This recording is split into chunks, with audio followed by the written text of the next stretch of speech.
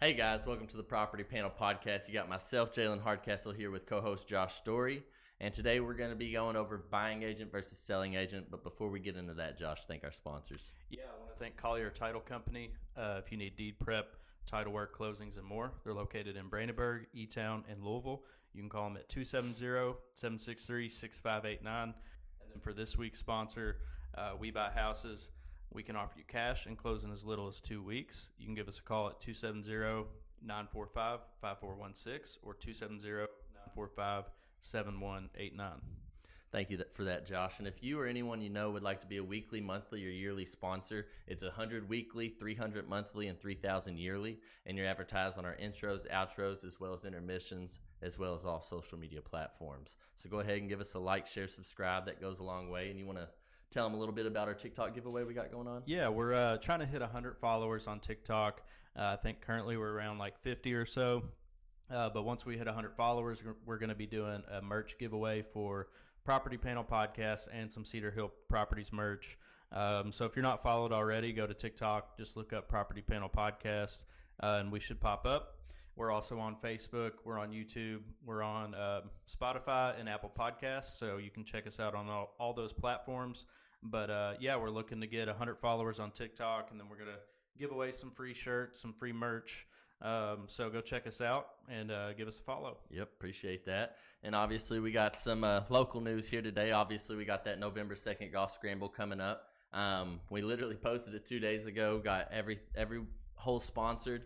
We've actually opened it up to 36 different hole sponsors, so we will have 2 sponsors per hole if we fill the full capacity. We didn't want to cap it like typical, just because it is all proceeds going to charity. So we figured, why not get the most bang for your buck and the most money to that charity in our local organization. And Josh's brother with Blue Moon Mercantile, I think, is making our Whole sponsor signs. So hopefully in the next couple weeks we'll be able to show you that. I think they're going to look pretty cool. Yep. That'll be exciting. We're getting them customized. So if you guys still want to sponsor, I don't know if we're doing 1 or 2 companies per hole, maybe if we get enough sponsors, but you can still sign up to sponsor the event. All proceeds go to One Tucker at a time. So check that out. Give us a call if you're interested. And that $30 includes the sponsorship and includes, that sign. We'll provide that sign for you. Yep. And if you have a sign, obviously we could use that, because obviously part of that $30 does go to pay for that sign, and then the rest of the proceeds go to the fundraiser. But like I said, that full 30 will go to the fundraiser if that's you do have a sign of your choice. But you will also get to keep the signs after we're done, and they're going to look pretty cool. So I think you'll be excited about that. They're going to be laser engraved, I think, on wood, if I'm not mistaken. So yeah, they're some combination of wood and maybe acrylic, but they're going to be fully customized. He's got all the equipment over there, laser cutter and all that good stuff. So yeah, they're going to be pretty awesome. We're gonna try to do like a logo or your contact information, and then if you have a Facebook or a website, we might do a QR code. So if anybody wants to scan that sign, they can. And you could technically use that sign for any event, like not just the golf event, or if we have other golf events, it'd be perfect to keep. So yeah, check that out. Give us a call if you want to sponsor. And we don't just throw the signs away. If you don't want them, we will keep them. We'll keep them in storage for the next year's tournament. We plan for this to be an annual thing, and we also do disc golf as well as some other different sporting events. So when we ask for sponsors, then obviously all that money, if we already have a sign for you, will go directly to that benefit. Yep. And then I guess some good news in the Hardcastle household. Jax took his first step. Jax took his first step. That's pretty exciting. 10 months old, and it's his older brother, I'm sure, just giving him the courage to dig a little deeper. But it's crazy to see them just going around now, and it's getting lively in the household.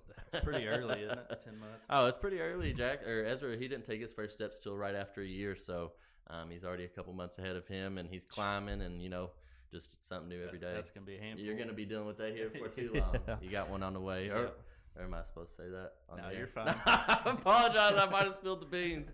But no, congratulations to Josh. I don't think we've officially said that on the air. So he is going to be a dad, so we're pretty excited for I'm him. Excited. Yep, got a baby girl coming. Girl at that. That's awesome. We're excited for Josh, and I'm sure you'll have a registry coming in the next few months, so be prepared and on the lookout for that to hopefully donate to the good cause. Buy some diapers or something. Diapers and baby formula is expensive, so definitely the diapers, though. I know with the baby formula, it's not a good buy for the parents just because they might, change up on the different types of formula they use. I know Ezra used one formula, and Jack's, he wasn't intolerant to the milk, so he was able to have a different type of formula. Gift cards. Or gift cards. Gift cards are always good. Walmart, Kroger, Target, wherever, it don't matter.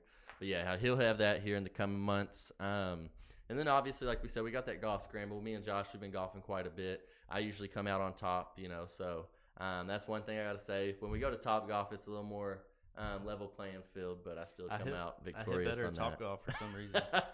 They must have something in those clubs. We just need to go buy a set of Top Golf clubs.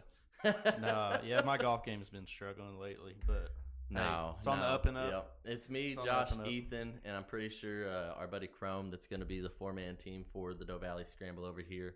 Like I said, we got 18 available teams. We already got, I think, 16 teams for sure locked in. So we got 2 availabilities. If you're listening and you want to get a team in, contact me or Josh and we'll get you in. Do it soon. And we're also taking alternates as well because we know that we will fill up the full 18 squad, but we do know that, life happens and there might be a couple teams drop. So we do want to have a couple alternates on there. So I think we're accepting about 6 different alternates just in case. And obviously with weeks to come, we'll 6 teams or players. 6 teams in total we'll do as alternates. Obviously we'll do a full alternates list, but obviously I only think maybe 2 or 3 might drop out. And then obviously I always tell the final 1 or 2 alternate teams to show up the day of because you never know, right. If you ain't got that long of a drive. I'm thinking like maybe 1 player out of a team might be missing. So maybe we can have have a couple scragglers too if you want to come up and fill in for those. We're also going to have silent auctions, food, and stuff like that up there. So it's not just going to be there to play golf. You're going to be there to have a good time, socialize with the Cedar Hill property crew. And, if you have any questions about buying or selling a home, that would be a good time to come out there. We're going to have professionals on hand, and I think the weather, obviously, in November is going to be a little cooler. So hopefully we get a good weather for that and it's not too cold for us. Oh, yeah. I like cooler weather anyway, as long as it's not like 30 degrees. Right. 50 degrees is fine with me. But I'm looking forward to it. I'm hoping to kind of tune in my golf game a little bit before a few more Top Golf sessions. Yeah, a few more Top Golf sessions. I might need somebody to teach me how to golf. But if anyone would like to exchange lessons for maybe a whole sponsorship, No, let's dive into today's topic though. That's enough golf talk. Like I said, appreciate you guys for tuning in, but let's get down to business and what we're here for, and that's buying versus selling agent. We're gonna go over I know in the past we've talked about buying versus selling and which is easier for the consumer or the client, but we're gonna kind of talk, and this is gonna be kind of for the realtor's perspective, which one's easier for us in dealing and servicing. So you want to kind of break it down? What is a buyer's agent? Buyer's agent, I mean, it's in the name, but as far as, what you got to do to be a buyer's agent, obviously you got to start out with finding buyer leads. There's a ton of ways to do that. Whether you're, posting on social media, you got friends or family, or just, you grew your name over some years and you're getting calls yourself. But, we got office leads. You can do, mailers, cold calls. There's all kinds of different ways to try to get leads. And leads go the same for sellers, same methods to get those leads. What do you think the best method is to get a lead? Really, I think, finding an investor is key. Yes. Because, they're going to be a repeat client pretty consistently depending on the investor. But for me, what's worked the best is really just kind of hovering over Facebook. If someone posts in those groups, try to be the first one to kind of like execution, more or less, not necessarily being on top of the ball, really. Not necessarily a certain lead outlet, but necessarily you being in the game and you staying, putting a little skin in the mud, huh? Just you got to be attentive because you really don't know where they're going to come from, whether it is a cold call or not. But you got to be on top of it so that when that opportunity presents itself, you're at least casting a line. Because you might try 20 times before you get one client. Right. So if you're not trying 20 times, you might not get that client. So And then obviously, like you said, you secure a buyer through one of those means, hopefully an investor, repeat client, and obviously you build your sphere from there. And then what's the next step as far as after you find that buyer? Do you charge full in, looking at homes? I know every realtor might do it differently, but what's your strategy? So my rule of thumb, or the way I do it, I do go ahead and ask if they've been approved, just because I like for you to be approved. But I will show you a house, one house, just to touch base, just to get a feel, which isn't always the best strategy, but it keeps me busy checking out a house anyway. But either way, I'll show you one house, and then after that, I'd like for you to get approved before I waste your time or you waste my time. So because even if we go see that house and you love it, we can't really do much until you get an approval. So might as well go ahead and get it off the bat. That's what I recommend. And to kind of get approved. Extend on what you're saying, I'm the same way. I like to at least meet with you one time. Hopefully you're approved. If not, I'm not going to pressure you too hard. But after that first time, if we can make a good connection, I know that we'll work well together. Then I'm going to push you to get approved because, like you said, without that approval, we can't really dive into these offers, and you're not going to be very competitive if there is a home that's worth it. And you don't know what your budget range is. So that's the main thing. Mean, just to narrow down the search, because I've had clients that I had one, like Jennifer sent me an office lead. It was like, hey, basically show this right now. So I didn't ask questions. Drove over there. We were looking at a $300,000 house, and I was like, have you guys been approved? And he was like, yeah, like a year or two ago for $110,000 or something like that. And I was like, oh my gosh. Right, yeah. And turns out they're right around that budget range, but we were looking at houses that were 100 to 200,000 over their budget. So yeah, that's why I like to hammer down, get approved, get approved. Yeah, approval is the main thing, and then obviously it sets you up to be competitive in this market. And obviously the next step would be securing that offer. And what goes into writing that offer? Do you just write it up kind of how you're feeling, obviously, or do you ask your client what they're doing, and then do you get how far do you go? Some people probably don't even touch base with the lender before they write an offer. Oh yeah, I try to call the lender first off, just to kind of touch base with them, because I'm going to be working with them throughout the process. But then just consult with my buyer and see what they're willing to pay, what they want to offer. I typically, depending on the situation, get their max. What are you willing to pay at most, and then hey, let's kind of dial it back from there and try to benefit my buyer as best I can to get a good deal on a home. Yeah, give them your professional opinion. But there's a lot of questions that go into it. How much earnest money do you want to put down? Do you want inspections? What kind of inspections? Closing costs, any other little terms like, do you want the swing set to stay? I mean, well, that's going to stay. Contingencies and stuff like that. There's just all kinds of stuff. You might write into, other provisions. But I just kind of go down the whole contract and ask how they want to do it. Sometimes give them my recommendations. And, I mean, after that, just submit the offer. And I always tell my clients the worst they can say is no. Then you could put another offer in if you really wanted to. So. Right. And then obviously you move over to those inspections. That offer is basically just the ground play, the plan for the whole transaction. So it's stating in there, like Josh said, your closing costs, your home warranty, your escrow amount, contingencies and stuff like that, your timelines to perform these inspections, as well as repair requests. So, the job's not done there. That is just the basis part. After you've already done this work of finding a buyer, securing an approval, as well as finding the correct home, now you secured an offer, and now the work's just getting started. Yeah, then you got to, worry about scheduling inspections. Once you get those, does your buyers want a repair request?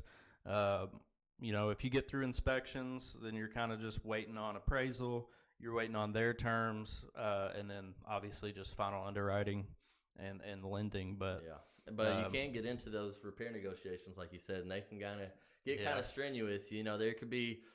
Ultimately, at the end of the day, the house is probably worth what it's selling for. Or there wouldn't be people interested, right. But at the same time, there are underlying issues that might not be visible to the naked eye. So there will be reasons that people do submit a repair request. There are some outrageous requests on those repairs as well, but to each their own, and each person is going to think that something's more important than someone else may. So you just got to really have a professional like me and Josh in your corner to explain these things to you, let you not get too worked up, and explain common issues within a house and Yeah. kind of future maintenance. Yeah, That's and what a home also- inspection really is. Also, to me, it depends on the offer. If we're at in my opinion, top of the market value, you might be a little more picky on your home repair request. Yeah. Obviously, if the roof's like leaking or something, probably something you might want to address. Bigger issues, you definitely want to kind of bring up at least to your buyer and see what they want to do. But yeah, those repair requests, they can take a while. Sometimes repairs don't get done till right at closing, really. Sometimes, especially things like windows. Sometimes windows take 3 to 4 weeks to be ordered. So instead of extending out that closing date, we'll get it done. Yeah. So. And then to your point, like as you're doing this, you're also waiting on the appraisal after all the inspections are negotiated and good to go. But you're also staying in tune with the lender and the title company, getting all pertinent information to them as far as seller info, getting the buyer docs, seller docs to the title company, the lenders that is needed, as well as, if it's a double wide, you also got those other extra inspections that are loan requirements, as well as those data plates you got to get in there. So there's so much little moving parts inside of all these other working orders that we're doing in this base plan. But then obviously, like you said, those repairs are completed, you do that walkthrough, and then you're looking for underwriting for that clear to close, huh? Yeah, clear to close is the best news in real estate, aside from closing day. Aside from closing day, that's what you want to see is clear to close. Kind of like you said, throughout the way, checking with the lender, checking with title company, making sure everything's good, because sometimes they miss stuff, and so you got to stay on top of them as well. Which I don't know if you mentioned final walkthrough, but right before closing, we like to do the final walkthrough just to make sure the house looks as expected. Nothing burned down. I don't know. There's not new paint on the walls or something, but just final walkthrough, and then at closing you get those final docs and. Get that cash in that pocket, Yep. The whole reason for the being. Which, I think, buyer's agent, in my opinion, takes a lot more effort, or there's a lot more involvement, just because, you're working with the lender, you're working with the title company, because typically the buyer chooses title company and the lender. So, yeah, there is a lot more moving parts, and, some agents might agree, some agents might disagree. But that brings us kind of to our next point. Can you kind of tell us what the selling agent is and what that means? Yeah. So, listing agent. There's a lot of different ways to get leads as well, but, same as a buyer agent, really. If I knew what way was best, I'd be doing it every day, but you just got to do a little bit of everything. But, first step on, listing a home is determining the value, which check back to episode 1. We do CMA. But so we'll run a CMA, blurry faces and all. Yeah, bad camera, bad mic. But yeah, we'll run a CMA, cost market analysis, to get the estimated value. We're basically taking similar homes that have sold in the area and getting an average price, and then kind of coming together with comps. And then after we get the comps, we'll come and check out the house in question to see if there's anything else that's going to affect the value, and then we can nail down a good list price. No, yeah, that sounds kind of pretty good. And I think you already touched base on it in the buyer's topic, as far as lead goes, what's the best way to get the leads as far as sellers. Obviously, this one does come into play, I think, more with the investors as well, because like you said, you want that repeat client. You want them people that are going to buy and sell with you, because obviously a double header is always really nice. So I agree with you right there. And then obviously you might have some sellers that might disagree with your market value versus what they think their property's worth. How do you negotiate that whenever that problem arises? So, typically in that situation, it's almost always they think it's worth more. Depending on how much more they think it's worth. I always tell my clients, at least, as long as it's not like an absurd amount over what I think it's worth, I'm willing to try it. But, keep in mind, if we don't see, any traction on it, then we need to go ahead and drop that price. So depending on how much over they think that their house is worth, I'll still list it, just with the agreement that we're going to drop it if we don't get attention. So, yeah, you just got to stay on top of it, because if you're 2-3 weeks in, no showings, then your price is probably way too high. Right. So that's what I tell my clients. If they're wanting to go $50,000 over, then I'll probably turn it down. But If it's like 10 or 15 over, depending on the price, Right. I'll They'll lock them in. I'll go ahead and lock them in. Then But, obviously, hopefully, you secure that listing contract. The next part is staging and photos. Mhm. Now, do you do that yourself? Do you hire it out? I know that they're just the photos alone are a big part of what actually gets a home sold. so I guess oddly enough, my two favorite things in real estate is the marketing part of it. Mm-hmm. So I love the photo part of it, and I like the social media post about it. So I take my own photos. As far as staging, I will stage a home, but I think Tyler and Jennifer have a better eye for that. So if they're not busy, I'll ask them to go stage it. But I'm pretty proud of my photos. I like those, so I'll take my own photos, especially with the drone. But yeah, I mean, I don't really hire anything out, depending on the listing. Maybe if it's a big luxury listing, I might hire someone out at that point. But most times I can manage with what I got on the table. So like you said, obviously, even if you're listing a little high, you have plans in place to counteract that so we can drop and get this property still moving in according order. What happens if that doesn't work? Do you do open houses? And is there just one type of open house? What kind of things can you do to ensure that this house is moving as quickly as possible? Yeah, so if let's say after week one, I don't have very many showings. I try to do a new social media post every 2 or 3 days, sometimes every day. So after a week, if I'm not getting anything, then I'll talk about maybe dropping the price, depending on how the market's moving. The market's kind of slow right now, so I'll typically just say let's be patient for now. I'll just make more social media posts, try to get that out there, and then after week 2, if I'm not getting anything, then I'll start to consider let's do an open house, which there's 2 types. There's a regular open house for potential buyers, and then agent open houses where we have brokers, other real estate agents come in and check it out.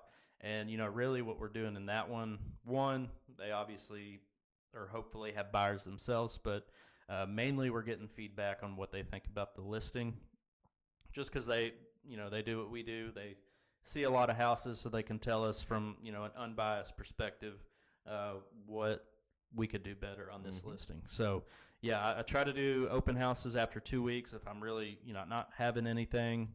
Price drops are always considered, especially after week 3. Definitely looking at a price drop, because that just tells me that that's the market talking. Obviously it's just not in the budget for the people looking at that range of home. So then I'll probably go to maybe a price drop. And throughout all that, I'm still making these posts on socials and trying to get it marketed. But do you have any other strategies if you get kind of further out into a listing? Like you said, I agree with you on the price drops. Now, something that I might do that might be different than other agents is at each price drop, because I time mine out precisely. And then obviously, like you said, I might not be as negotiable on listing on those higher priced homes, just because I know what a home's going to sell for, and I'm confident in that from my experience.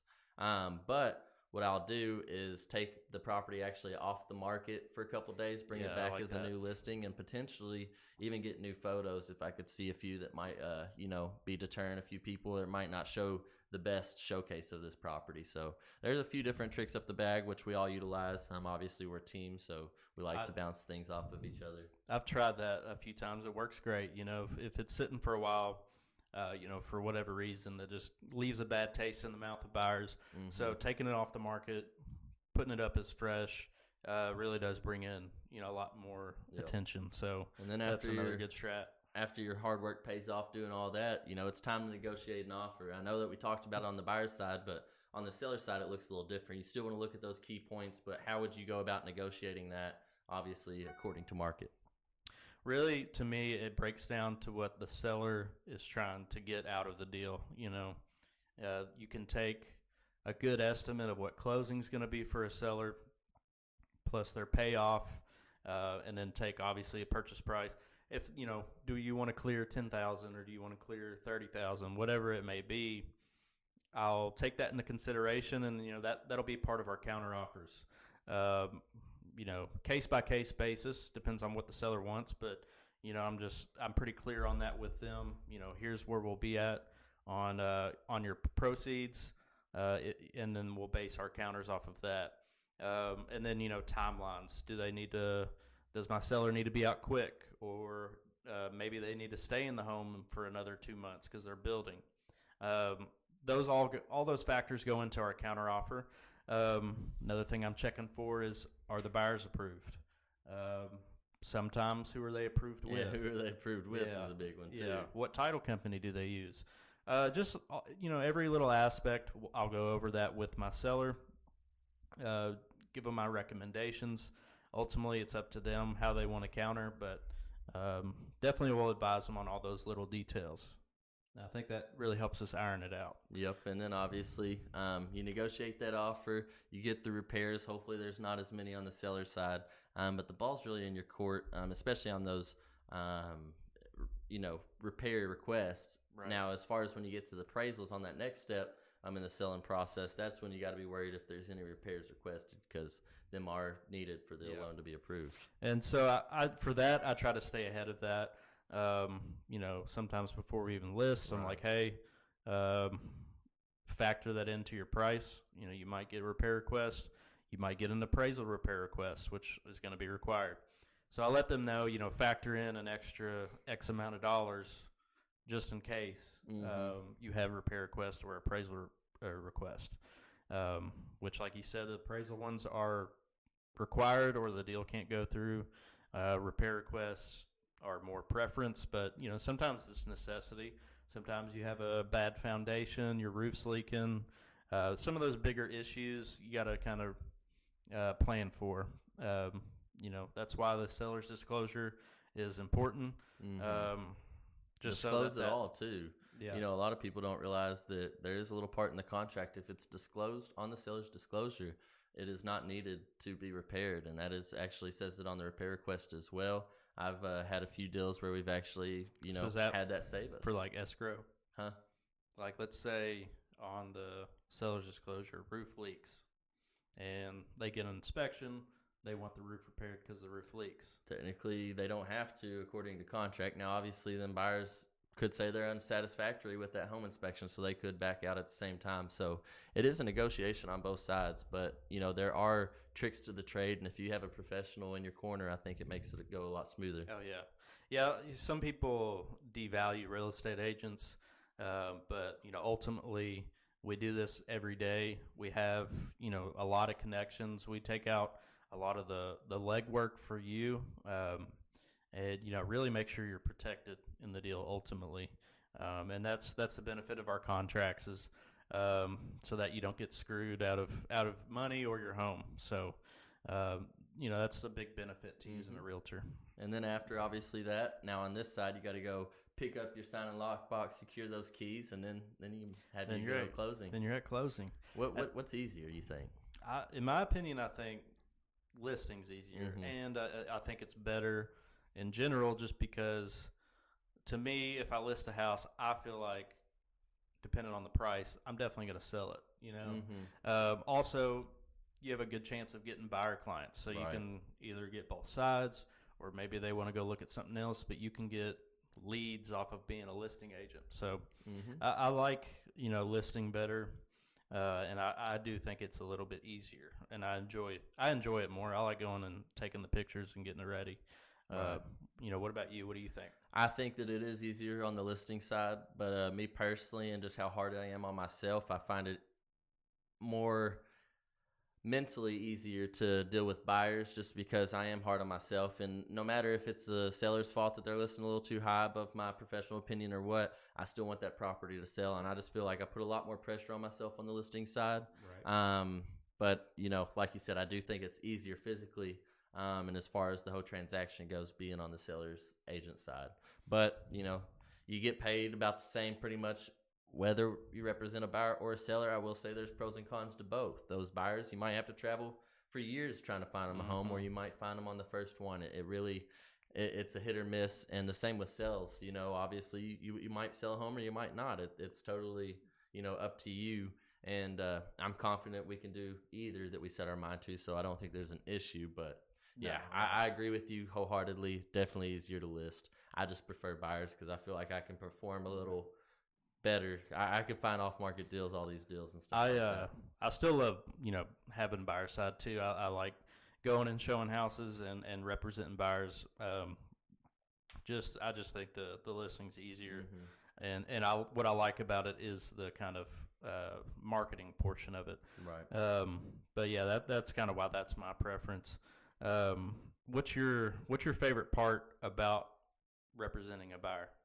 My favorite part would honestly probably be, which is a little selfish maybe. I mean, obviously, I like to see these couples close and I like to see how happy they are in their new home.